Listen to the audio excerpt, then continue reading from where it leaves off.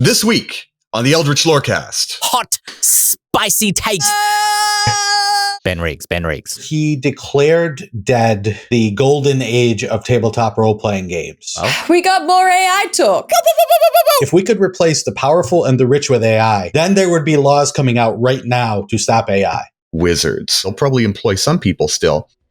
I'm going to be leveling some James hate. Yeah, and I thought that's too much, but no, if James brings it, then it's fine. All that and more right now. Okay. Hello, everybody, and welcome to this week's episode of the Eldritch Lorecast, the number one podcast you listen to when you want hot takes, hot, spicy takes. That's right. This is where you get your wicked wings. This is where you get your hot Mexican-style hot burritos. This podcast, get your hot tabletop RPG takes, because we're dishing them out. Woo! That's right. No Mercy Merwin this week is going to be dropping the hot takes. Dael Kingsmill coming in with the King's Decree. That's right. That's going to be dropping, and James Hate's going to be doing his thing too. I'm gonna be leveling some James hate. Oh, yes. There you go. I was gonna say that, and I thought that's too much, but no, if James brings it, then it's fine. My name's Ben Byrne, and I don't even need to write a pun for my name because it is about to get hot in here. Starting with James Hake. James, what's a game that you played during the Christmas break that you enjoyed or would like to play in the near future? Ben, I feel like you really set me up to fail on this one. Bringing out the hot takes. What did you like? Yeah, no, we got to, palate cleanser first. Take a bit of ice cream. Take a bit of the what do they call it? What's the cucumber like dip? The salsa? Tzatziki? No, that's not. Tzatziki? Yeah, bit of tzatziki first, and then we get into the hot takes. Oh my God. Happy New Year. I play tested the MCDM RPG last weekend. Yes. with you, Ben, and with our invisible man in the shadows, Dante, as well. And I had a pretty good time. The game has gotten better since I played it at PAX Australia. And I'll say generally my opinion on the game remains the same, which is that it scratches a lot of the same itches that D&D scratches in a slightly different way. And I had a good time playing it. I had a conversation yesterday with a game designer friend of mine in the car about its 4 keywords, about its tactical, cinematic, fantasy, heroism. And yeah, as before, really my opinion has not changed insofar as I think it does fantasy great. I think it does heroic great, and tactical and cinematic are very hard to marry. Yeah. They're often at cross purposes because tactic's about thinking what to do and cinematic is doing it in a grand way. Wound up comparing it to the Dragon Heist campaign that I just started over the break as well, where I take the book Dragon Heist and I mostly play it straight. But more I play it how I designed it and not how Wizards published it, which often means, I roll back some of the editing changes and I also kind of apply, 5 years of what I've learned about game design in the past. Because that friend of mine said that combat, it was very flattering to me. I felt very good. That combat is the best D&D combat I've played ever, maybe. Because he, like me, is someone who gets very sort of bored by D&D combat. Bored, like, in the sort of ADHD way where it's like my brain has started buzzing off in different directions and now I'm on my phone and what was going on? Oh my God. Just because it's all the usual pitfalls of D&D combat, long breaks between turns, lots of micro decisions, which often don't make that big of a difference at the table. And the thing that Dragon Heist combat ameliorated was the stakes were very clear at all times, and people were making decisions and seeing their results immediately in ways that significantly changed the course of the action. This is an encounter for people who haven't played the opening encounter of Dragon Heist. This is an encounter in the Yawning Portal Inn, where a bunch of Xanathar Guild goons break in. And in the book, it's not really much of a fight. That is not what I wrote. What I wrote was a bar fight with Xanathar Guild goons, and then a troll breaks out, and the Sturges come off. And the proprietor of the Yawning Portal, Durnan, with his big magic greatsword, kills the troll while you kind of deal with the chaos going all around it.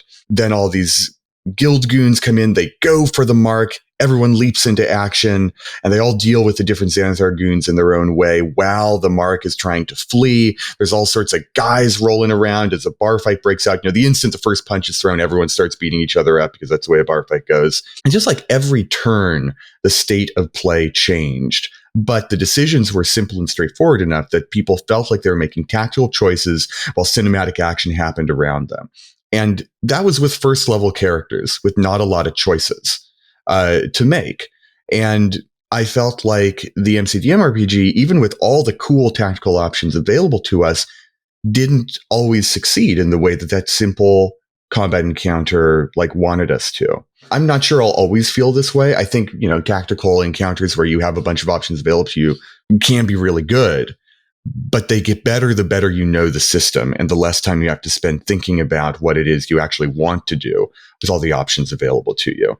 And I felt like maybe those first level characters, I didn't even put this in my feedback form, I'm only just thinking of it now as I say it, but I think that all the options that were available to me at first level actually made the game a little bit maybe less tactical, because I spent more time thinking about what I was even able to do rather than what I could do effectively, which to me is what tactics are really about. I mean, I think combat is definitely where that game sings to me. And I'm like, yes, this is, I felt really bad because I kept interrupting other people, either trying to take their turns or when we're deciding where in the initiative order who wants to go next, because I was like, wait, but if we do this, doesn't mean that happens. And Roman, who was GMing for us, would be like, yes, that would happen if you did that. And I was like, all right, guys, what we should do is this, which felt great.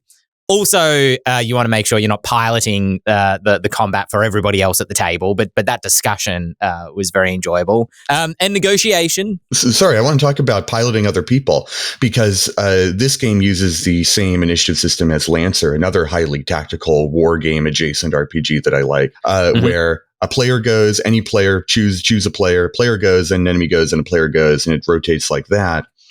In Lancer, it happens all the time. People wind up, one person kind of winds up wargaming the whole table if you really want a tactical masterstroke to go off, right? I love having a lot of control over every character in play in tactical video games like Fire Emblem, where the goal is controlling an army, or in like a war game where, you are one person controlling a big army. Finding that balance of coming up with a cool tactical combo that feels satisfying when you've got 4 different people all doing their own thing without suddenly piloting someone else, that's a hard balance to strike. I'm not sure if I could find a way to do that in an RPG. It is that my 2 experiences with the MCDM game have been like, it's great when everybody's on the same page, and it can be a little bit niggly when people aren't on the same page in terms of what they want out of the combat. Because if, like me, I'm like, I really, because of that, the way the initiative order works, once an enemy has gone, they can't go again until the next round begins. So I said to everyone, don't attack those guys. They've gone. We don't have to worry about them for a round. Attack these dudes over here, because if we can wipe them out before they get a chance to go, or at least cripple them before they get a chance to go. And that kind of tactics really spoke to, I was like, yes, this is cool. Like, I can strategize this out. The problem becomes the barbarian or the fury says, but I want to attack these guys. I'm already over here. These are the guys that I want to attack. This is what my character would do, which is a fine thing to want in the game. Both of those things are fine things to want, but it does create that tension between like player intention and what the players want out of the game. I try to make suggestions without making demands of other players, saying like, hey, maybe we should attack these guys, but you do you. Also, just quickly, negotiation, much better, enjoyed it. Now that I've seen like the actual negotiation rules written down, I'm actually kind of sneakily going to try play testing them in a 5e game, putting them over here to see how they go. So I will report back. The Dael Kingsmill. What about you? What's a game that you've played during your apparent non-break that you have enjoyed, or something you want to play? I haven't. I haven't played a game for weeks. Oh no! So I've been spending my time with family and stuff. But looking forward, I am exciting. That's a true statement. But also, I am excited to get more goes in of the MCDM game as well, the playtest material there, because I know it's shifted. But I think the tricky thing for me is that I'm gonna get really excited. I think it's gonna kick in to like, oh, I want to play it once we get sort of to the phase of like, I don't know, sort of higher levels, different levels. Character creation is going to be a big stepping point. I'm going to have like specific moments where I'm like, now I really want to play the playtest. Sure. Other games that I would like to sort of play a little bit more of in the coming months, let's say. I would love to play a little bit more of World of Darkness. I had a go of that with Adam Carnivale and Jackson Bailey and had a great time. So I'd love to play more of that. A little bit of Call of Cthulhu is maybe singing to my soul. I don't know. I kind of like this kind of weird investigative thing at the moment. That's where my spirit is at. Okay. Well, that's good to know. That's good to know. Shawn Merwin, what about your very fine self? Speaking of weird investigative things, I read the Blade Runner RPG starter set, which sounds like it's pretty cool. I want to play that. I also reread the Alien RPG starter set. I've got into a little starter set kick to see how different people do different things. I finally got a chance to run the finale of episode 4 of Citadel of the Unseen Sun. Spoiler, we had the Light Hunter battle, and I really, really revved it up. We hadn't played in forever. They were 8th level and really didn't get a chance to do some serious fighting and resource management over several combats. So I beefed that mother up, and we really played it, and it was a lot of fun. I'm looking forward to playing all the games. I want to play all the games. I do enjoy the Light Hunter. I had my party fight one a couple of months ago now, actually, it would have been. But ever since, they've been looking over their shoulders. And because Astoya in Grimhollow is a land of eternal nighttime, the sun never rises there. Anytime I'm like, you see some brightness at the end of the street where a light hunter? Is it a light hunter? I'm like, no, it's not a light hunter. It's just a lantern this time. Quick shout out I wanted to give that I've been playing a hell of a lot of over the kind of holiday break and still now is a game called Mythic Battles Ragnarok. I think I've brought it up before. I just love it. Super fun, super tactical. But what I love about it is its Norse mythology theming and just having Thor on the battlefield fighting Tyr, hitting him with Mjolnir. Just that imagery really tickles that part of my brain that loves mythology. So it's good fun. It's a Kickstarter game. I don't know if you can buy it, but Google it, I guess, and find out. Speaking of frustrating things, something that's not frustrating, I'm sure, because I've just looked at the run sheet and realized what's next, is quick congratulations and shout out. Speaking of MCDM, their crowdfunding finished with 4.6 million on backer kit. And over 30,000 backers. That's a lot of backers. I'm so happy. That's a lot of backers. Them, honestly. Somebody told me it's the third most successful tabletop RPG Kickstarter ever of a written product. Avatar at 9 million being the highest, and I couldn't find what was second. Maybe it's the MCDM game, I'm not sure, but something was in there. But yeah, the Golden Age of RPGs tarries on, it seems, at least for the time being. So congratulations to MCDM for such a remarkable achievement. A gentleman by the name of Ben Riggs, who wrote the book Slaying the Dragon. I interviewed him on this other podcast, so you can go back and check that out about that book. He put up a post where he declared dead the golden age of tabletop role-playing games of the last few years. And it got a quite vehement and quick response from many people, some agreeing, some disagreeing, but most curiously, it got a pretty vivid response from tabletop role-playing game designers who generally don't get into the fray on these things. And it wasn't in any place. You can find it on Facebook under Ben Riggs Writes. You can find it on EN World. It's in various places. I have a lot to say, but I would rather have other people speak first to this. If you did, in fact, read it and have any opinions on it. And if you don't, I will certainly ramble on from here. Well, just for context sake, my understanding, because I read it again on EN World yesterday, and my understanding of the thesis point of his argument, because it is a little rambly, it is a little, it might have been better conceived as a tightly written blog article rather than a series of tweets or on Facebook, wherever he first delivered it. But from what I could understand, his thesis seemed to be that with the audience fracturing into different systems, now that we have the MCDM game with its following, and we have Kobold Press doing Tales of the Valiant, and we have Critical Role with Daggerheart being their kind of big fantasy campaign game.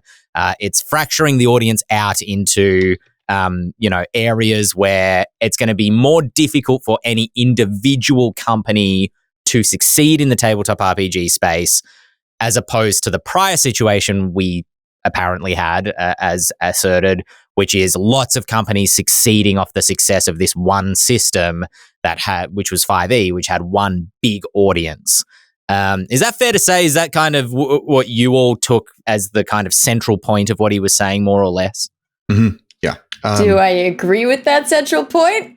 Right. I have thoughts, but I've talked a lot already. I'll baton pass to Dael. I'm not going to say heaps on it. I kind of disagree with the premise.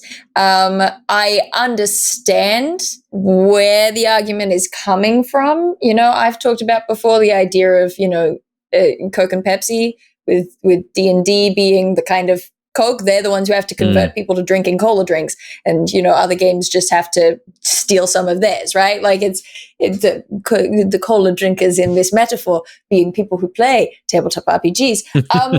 But I do think that it ignores a lot of the deeper nuance of what is not actually one industry. It's several different industries that all kind of hover around each other and do different things and fulfill different things. Not least of all the fact that there are lots of people who play tabletop RPGs who don't even play fantasy tabletop RPGs.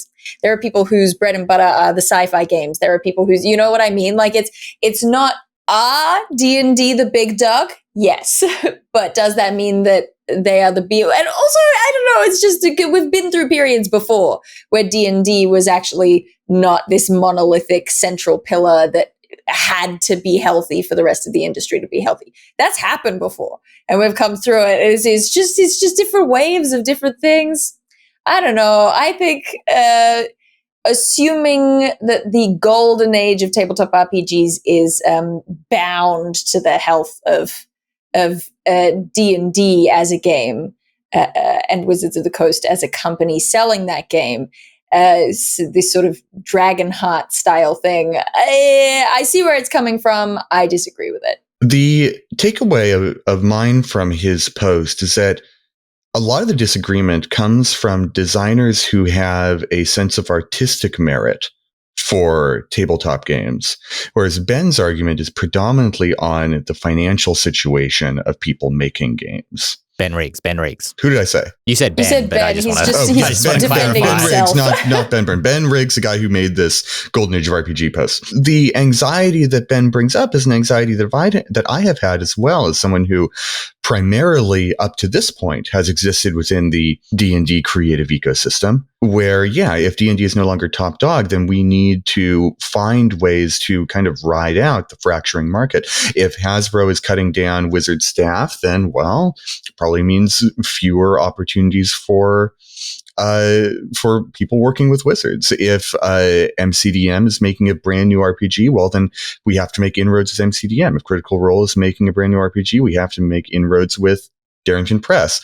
It's a lot of it means that the familiar networks that we've created for the D&D ecosystem need to be totally the field needs to be retilled. We need to go and do all the legwork of making those connections with other companies that maybe has some carryover from RPGs, right? Like James Introcaso and I know each other from D&D.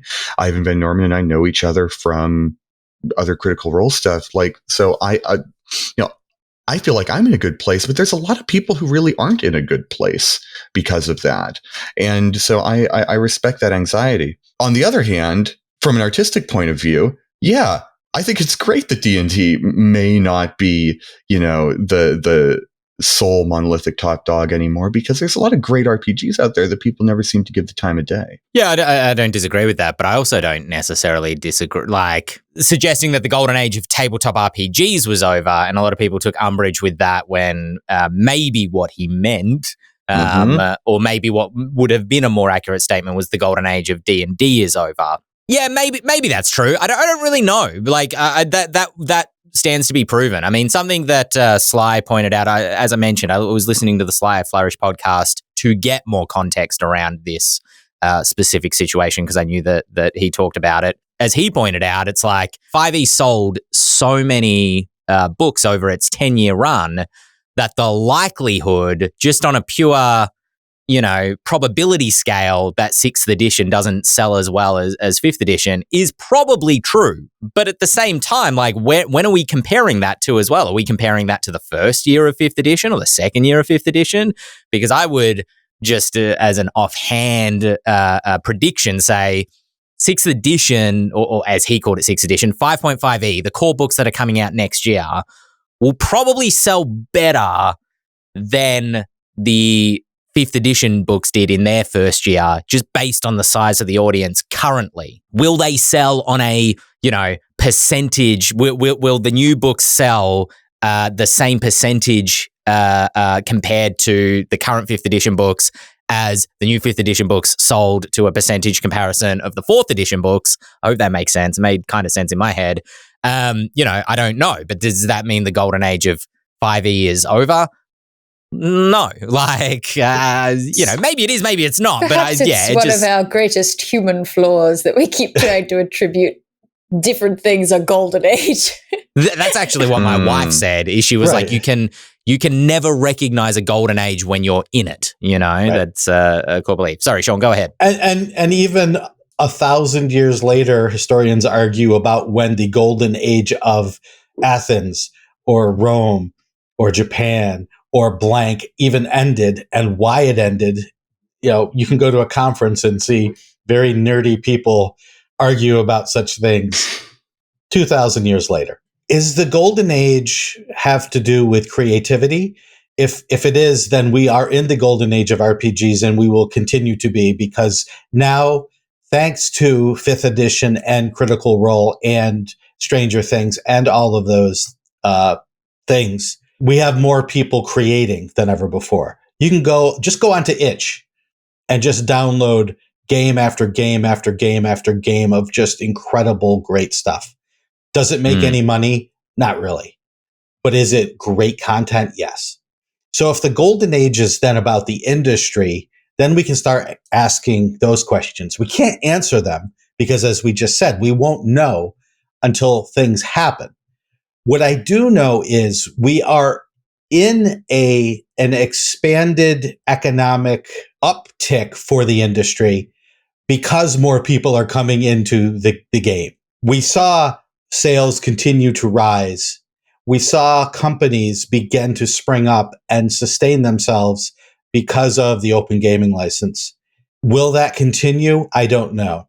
Do we need a company with a lot of money to do marketing, to bring new people, to continue to bring new people in? Yes. Will that company be Hasbro? Maybe. Can some other company? Can MCDM with their $4.6 million windfall now start creating things and putting out Netflix shows and movies? Probably not. If not them, who?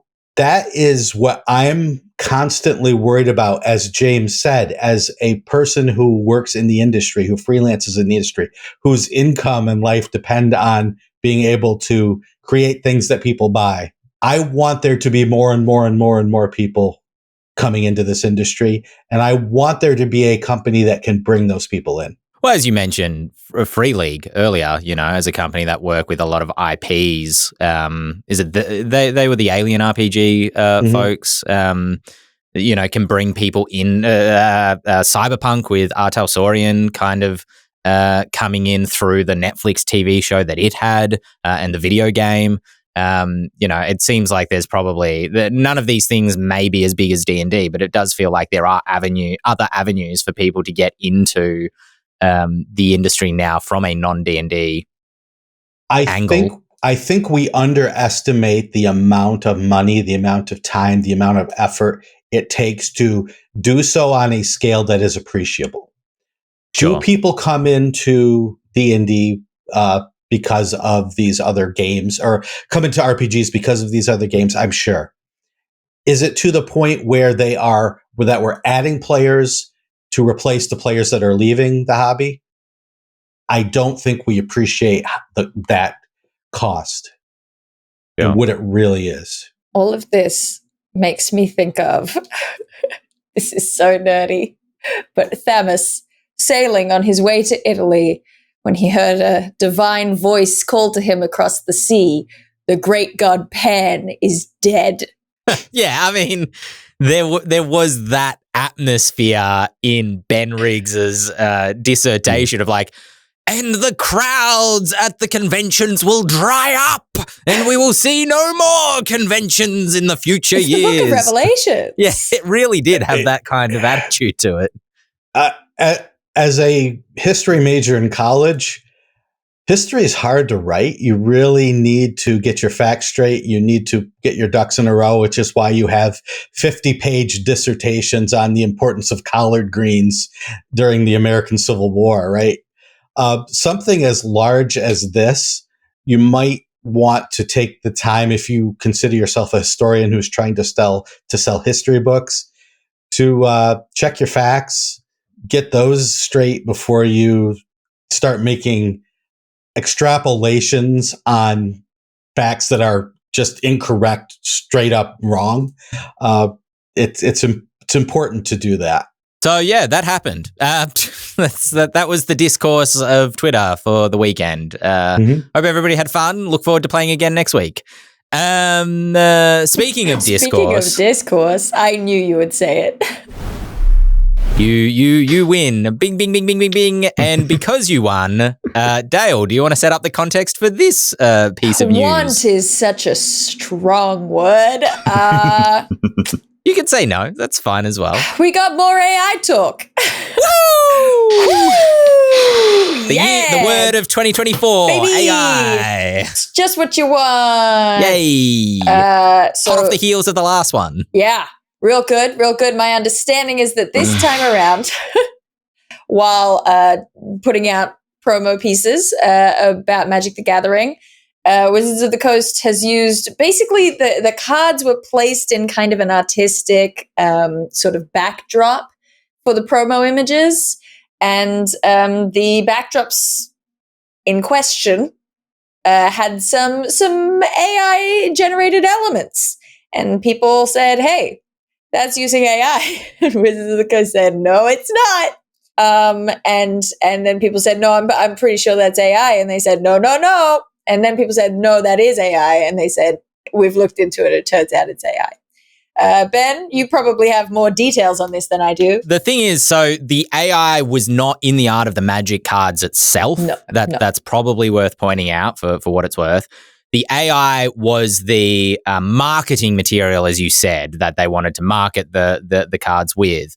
And the other thing that Wizards said, and they weren't trying to shift blame, but they just clarified that this was a vendor, a marketing agency probably, that they said, "Hey, we want to market these cards. Can you come up with some ad creative, some marketing material for us?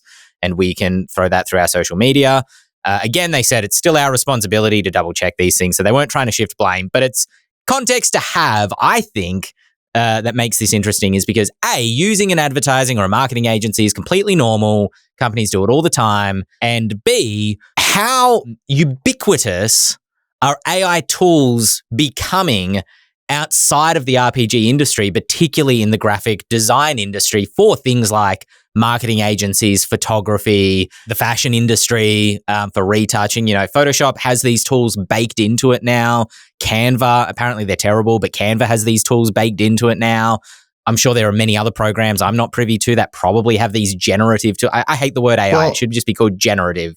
Ben, I can tell you generative. how ubiquitous AI image generation is in marketing. My girlfriend works in the ad agency, and junior level advertisers, advertising graphic designers, I should say, when they're asked to turn a concept around in 12 hours, there's really only one recourse left to them. It's productivity accelerationism, right? Mm-hmm.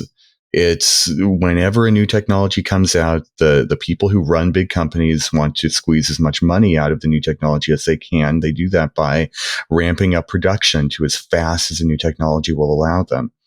And so it does not surprise me at all that if Wizards contracts out their advertising, that their advertisers will give them AI, because that's the way the ad agencies already seem to be running, is to crank productivity as high as they possibly can, with no concern to whatever ethics we may have.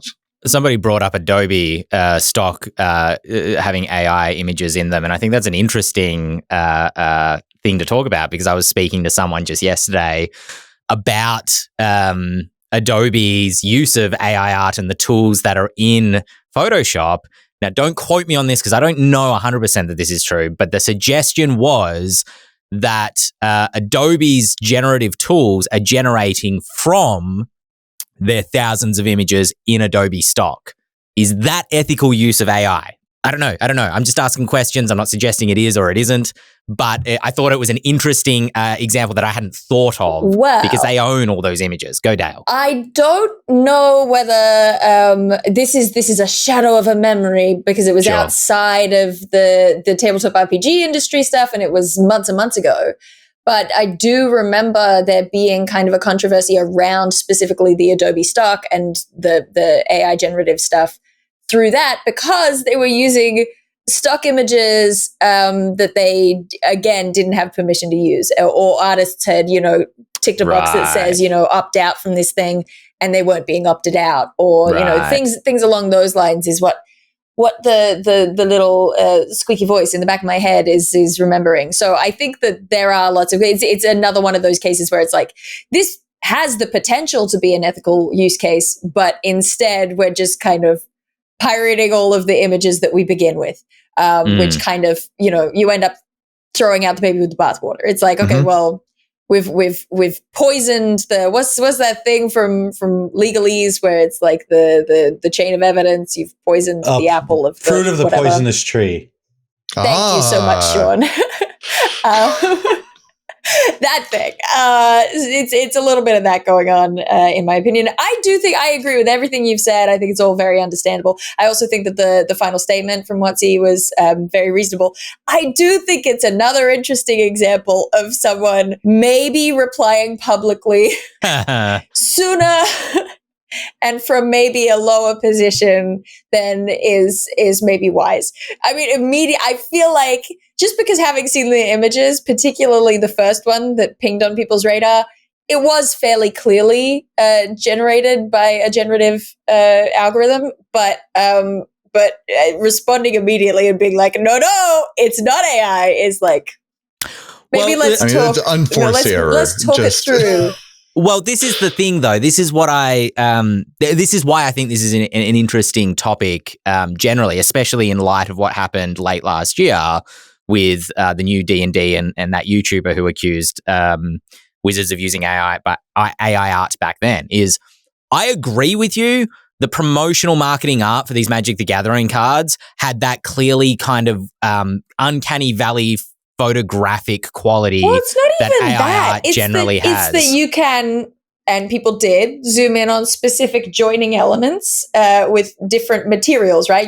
Metal meets wood or whatever. And that is a point where generative AI tends to struggle. And you can see that, wires end up like merging or disappearing in a way that is very indicative of generative AI. Sorry, continue. No, that's okay. And I think that's fair. But I don't mean to come off in this conversation, if I did earlier, as defending either Wizards or AI art in general. I just want to be contextual about the conversation. And what makes me uncomfortable is just when I feel like got to a point from last year where we were like, all right, look, everyone, let's just keep it sensible. Let's not start the witch hunt, scanning every piece of art for AI generative clues. And then this happens, and it's like, all right, I guess we need to start scanning every piece of art for generative AI clues. The other thing that's happening is that where we are, just like James is saying about having to get the art out faster and faster, right? We're also living in an age where it's like responses are going to come out faster and faster. People are going to immediately, we've got people accusing them of using AI, and they had to come out fairly quickly and address that. There is an expectation that people will speak quickly, because if you delay, if you take your time, if you talk, if you come up with a reasonable response, people are like, why didn't you say it sooner? And if you take your time, more and more accusations have time to come out. You know what I mean? And so it's this bizarre kind of catch-22 situation where if you wait and say something reasonable and get all your facts straight, you're damned. And if you say something very quickly and get a response out there immediately and try to cut off this bad press as it's happening, you're also damned. For those of you out there fighting the AI is horrible and it should never happen, keep the fight up. Art is appreciated, the artists aren't. Yeah. Words are appreciated. Rules are appreciated. The rule makers and the writers aren't. In general, work is appreciated, but the workers aren't. So keep up the fight. Yes, you are going to go wrong sometimes. And last week, I was the opposite. Last week, I said, know what the F you're talking about. Keep up the fight. Just know that in 30 years, you will have lost that fight. It's okay. It was still a good fight. But maybe even in 10 years, everyone's going to be using AI-generated art in their work. We're not going to be able to stop it. I wish we could. And then in 20 years, there's going to be AI writing all the games you play. And now you're saying this is outrageous and I hate this. In 20 years, you're going to be like, hey, this new game is up and it's great. And it's just the way things go. It's the way society goes. Fight it, Shawn, as long and as hard as you can. I'm so glad you bring this up, because this is something that I've been stewing on this whole conversation and how it relates to our golden age of RPGs conversation. Because yes, at a certain level, barring a truly unbelievable level of like government protectionism, this is going to be kind of just the way things are. And if you look at companies like Wizards or companies like Disney or any media entertainment company that is considered the biggest market, right? Someone who wants extremely broad popular appeal, then the stuff they're making is kind of like it's had its rough edges sanded off already. AI generated stuff, I think, is exactly what those companies want to sell. Like, that's why they've taken it up so quick. They want stuff that will be kind of, it all kind of curves in towards the mean. They want some product that will get everyone in the door. Ultimately, what that will do, if they all pivot to AI, they might have a couple of people, running the machine, turning the crank, doing last edits on the images or being a final managing editor like Jeremy Crawford is today. That may be true. They'll probably employ some people still. But it means that there will be an audience for, let's call it, boutique, handmade RPG products, right? Bakeries exist even though factory line white bread is pumped out every single day. And that is an economic problem. Yes. And it is worth postponing that day as long as possible.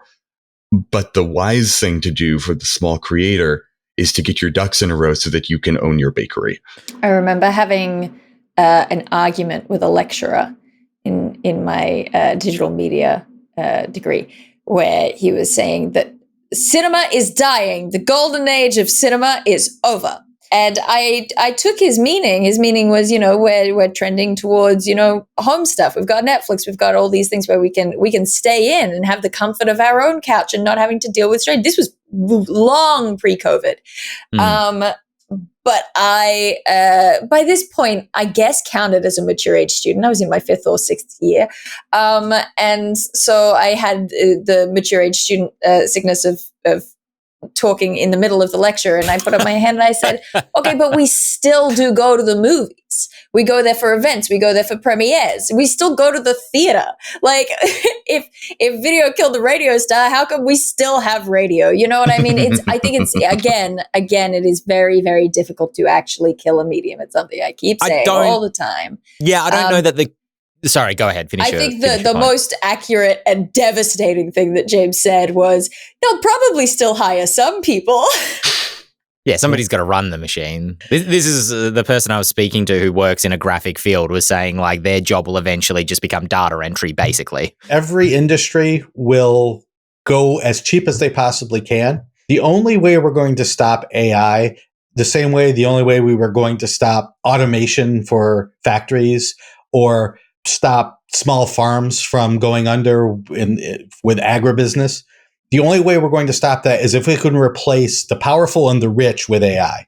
If we could replace the powerful and the rich with AI, then there would be laws coming out right now to stop AI. If we could that's exactly get rid of politicians, then we would get laws saying no AI. Yes. Roman in chat said, I feel like progress is really outracing any laws that could be created, which is the thing about that is while it's true, it has always been true. We've just gotten into a weird place where legislators are like, but we can't keep up. And they're fighting for, do we need to wait for it to stop so that we can make something that fits whatever it is going to be forever. But that's not a thing. When cars were being made, they couldn't keep up with the progress there. And they just started coming out with laws because having some laws is better than no laws. But this is like, we have regulations around things like drones. When drones started coming out, there were regulations put in place, not laws because we couldn't keep up with the progress with drone development, but some little thing. And let me say right now that little thing cannot be a fine because the rich people are the ones doing the thing. Stop making the punishment be a fine. Yeah, just for context, in terms of fighting the fight, I don't have the full information about this, so I'm not going to speak to it necessarily. But there is currently an active court case in the United States. The plaintiffs are 3 Magic the Gathering artists who are suing Midjourney for scraping them among many other artists to be used by Midjourney. And the details around that are interesting. I would choose not to speak to it because, again, I might have the context incorrect, but go Google it. There's articles about it on, I think, Dicebreaker, off the top of my head, and EN World, if you want to get more information around that. So there are people fighting the fight, and the outcome of that court case will be interesting. Not that I have much hope that it will necessarily slow progress all that much. I think it's interesting what you said, Dael, though, about, new technology. Video will kill the radio star, so to speak, and all that sort of thing. Theatre's an interesting one to bring up because theatre is often in the performing arts world referred to as, you go into film to make money and you go into theatre to be good, either at your job or just like for your soul. And I don't think the fear for the industry is that there will be no handcrafted RPGs for people to play, but just that there will be no way to really make a living off of it except for the few who maybe are fortunate enough to do so, based on whatever. Well, it's the great flaw of capitalism, right? Bleed it dry until it's the most efficient form possible where only a couple of people are making money and then everyone has to move on to a new industry. I mean, that's the thing. The golden age. Yeah. That's the thing that breaks my heart, I suppose. I was listening to, I believe it was Stephen Fry who was talking about what AI removes is the art of making.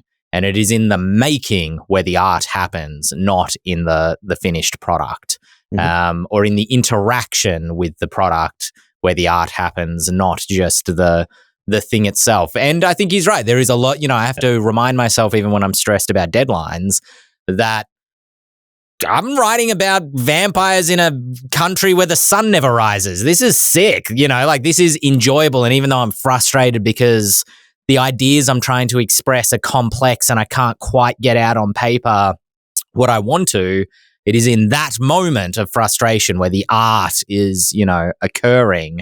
And that will never go away because of AI art. People who enjoy creating will continue to create no matter what. It's just how many hours in a day can you devote to that?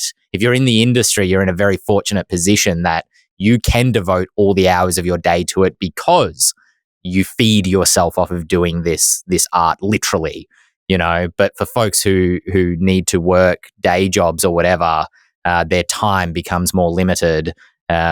Something alter of capitalism. So I guess that's the concern, more so that these things will go away entirely, but who will be able to devote their lives to it as an art form. And on that cheery note, woo! Discourse. I told you. It's impossible to have a cheery conversation on this topic, so, Hot takes.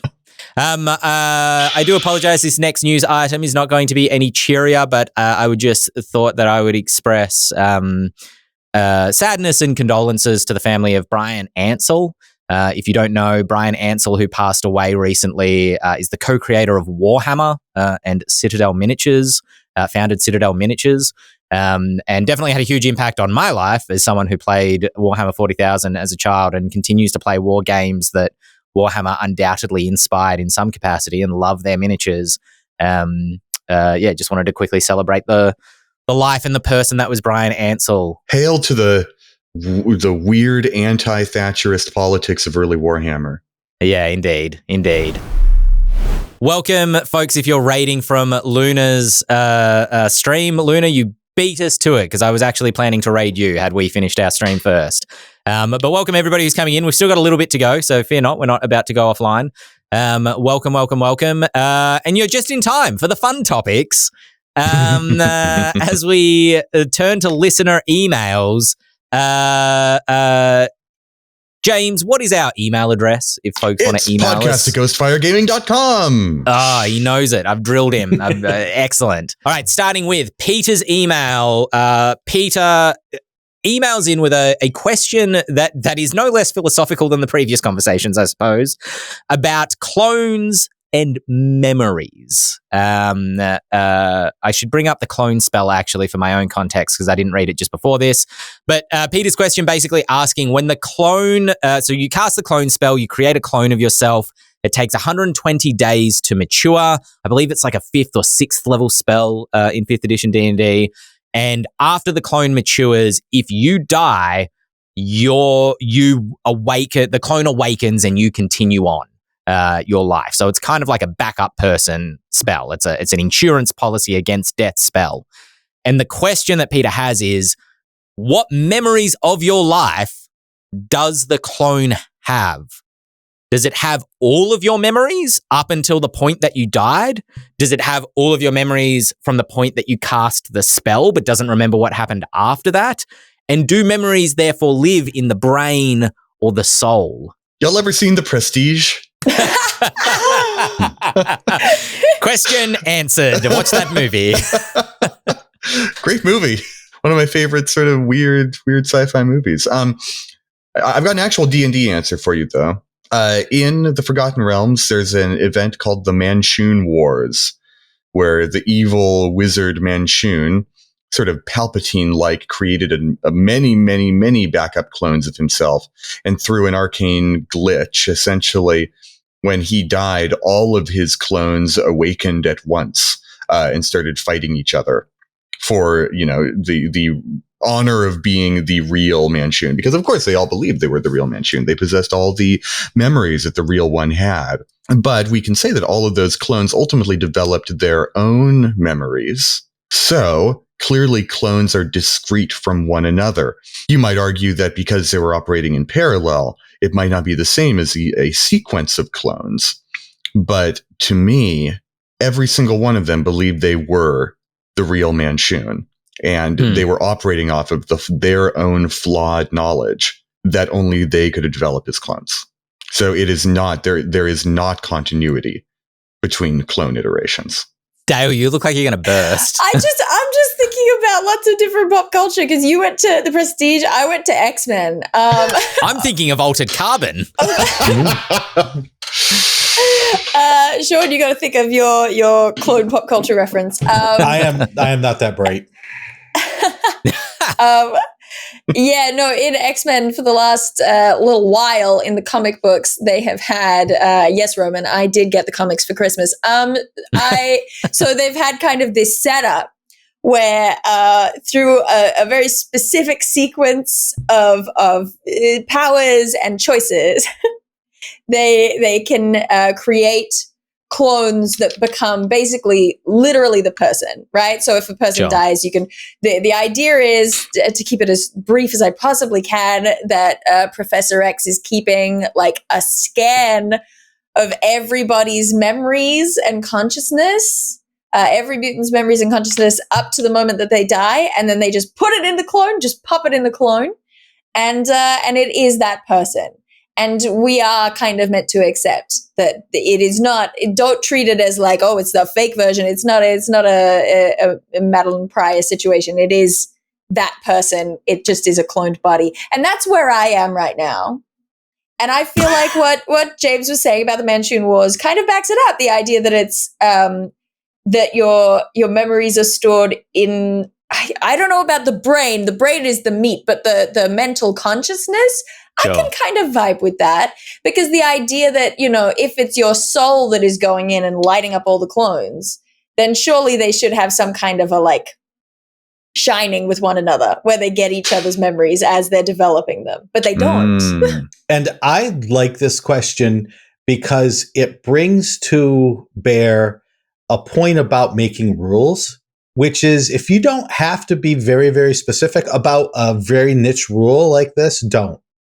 Because in my game, the story I want to tell is this clone doesn't know what just happened to its predecessor because it's important to my plot. So therefore, in this world, it works this way. In this other game, it's very important that this clone know exactly what happened to its predecessor for the story that I want to tell. So in this world, this is how this spell works.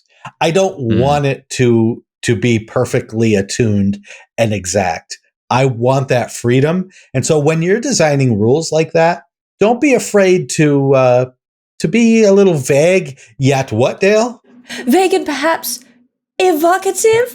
Evocative to the story that you are trying to tell. Yeah. Yeah, I agree. I agree. Cosmic Postman brings up the Mauler twins from Invincible as a fun exploration of this. They're a criminal who continues to clone himself, and because they always look identical, they can never tell who is the original, and they always fight over who's the original and who's the clone.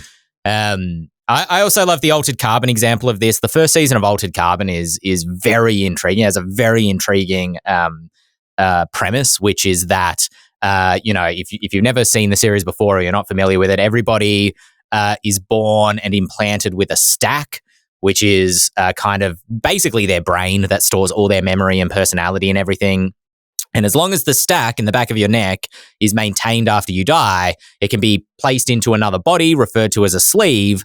And so you can be placed into any possible body, which means that, you can die in a 6 foot tall male body, and then the next body that you have is not that, is something completely different, which leads very dollhouse. It's a interesting exploration of like identity as well. But the very wealthy, because it's a cyberpunk style series, the very wealthy just clone their own physical bodies so that they can always come back in an exact replica of themselves. And the premise is that a very wealthy man hires a detective to solve the man's own murder because he died. That's literally an episode of Dollhouse. Well, there you go. The killer was Frankie Rizzoli. Wow, you just spoiled an episode of Dollhouse. Oh my god! Wow, you got to warn that stuff. You can't just throw that out there. Yeah, the end of Altered Carbon ends this way. Like, someone might want to go watch Dollhouse. Don't worry about it now. Just They skip have that to have episode. also watched Rosalia Dials. Okay, fair enough. The Venn diagram. It's Anyway, I love that premise for a D&D campaign is like you've got to solve a wizard's murder because the wizard doesn't know who killed them. And they came back as a clone. But the flip side, if your cosmology is kind of Warhammer 40k-ish, where your soul goes into the warp and then is plucked back, you know, your clone kind of anchors it to the real world so you remember everything up to your death. That's also a fun way to go. So, you know, base it on, as Shawn said, the lore and the specifics of the story that you want to tell. If you want to ask questions, you can send them through to podcast@ghostfiregaming.com and we will take them and we will read them and we will answer them.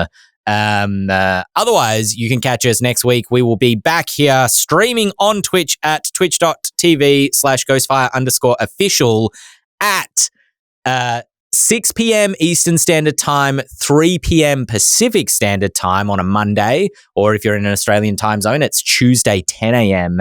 Eastern Standard Time or Eastern Daylight Time, Australian time. I almost got through it without butchering it. Or you can catch us on YouTube, Spotify, anywhere good podcasts are found. Feel free to give us a rating, likes, all that stuff is appreciated because it gets us out to more listeners. I checked recently, I think we have something like 7,000 subs across YouTube and Spotify and the iTunes platform. So if you've joined us recently, welcome. Welcome to Luna's raiding party if you're still here as well. You can go check us out, all those places. Pew, pew, pew, pew. I don't know why I'm doing finger guns. My name's Ben Byrne. Here, joined as always by James Hake, Shawn Merwin, Dael Kingsmill. And we will catch you all for hopefully a much calmer, much nicer, much more nerdier week next week. Let's do a silly one next time. let's do a little silly. Yeah, let's just get a little bit cray cray on the, a little bit off the hook. You know what? Screw it. Let's just all drink next episode. The Eldritch Lorecast does not endorse drinking, except for coffee in the morning. I mean, we don't not endorse it. I don't know what I'm supposed to say around. This is getting weird. I shouldn't have brought it up. I'm sorry. I've had a coffee. Did we actually finish the podcast or not? I'm are we on air? No, We're we still on haven't air. heard a single bubba-da-bubba-da. Oh, sorry. Dael, James, Shawn, Ben. I don't know whether we did that. Yeah, no, we did that bit, didn't we? Did we? No, I don't remember. Yeah, I'm pretty sure. You My name's Ben Byrne here with James Hake, Shawn Merwin, Dael Kingsmill. Memories aren't stored in the brain or the soul. Oh, didn't I? Oh, we'll see you next time. Come back. Yeah. We'll always be here. We're here every week. Come hang out. It'll be great. We had to get the wiggles out after that one, didn't we? Get ready to wiggle. I like Dante asks, how do I end this? And I know that you mean it metaphorically, but there's a part of my heart that's like, do you mean literally? Because it's happened before. Terry, we are the absolute epitome of professional on this podcast, and how dare you with your sarcasm.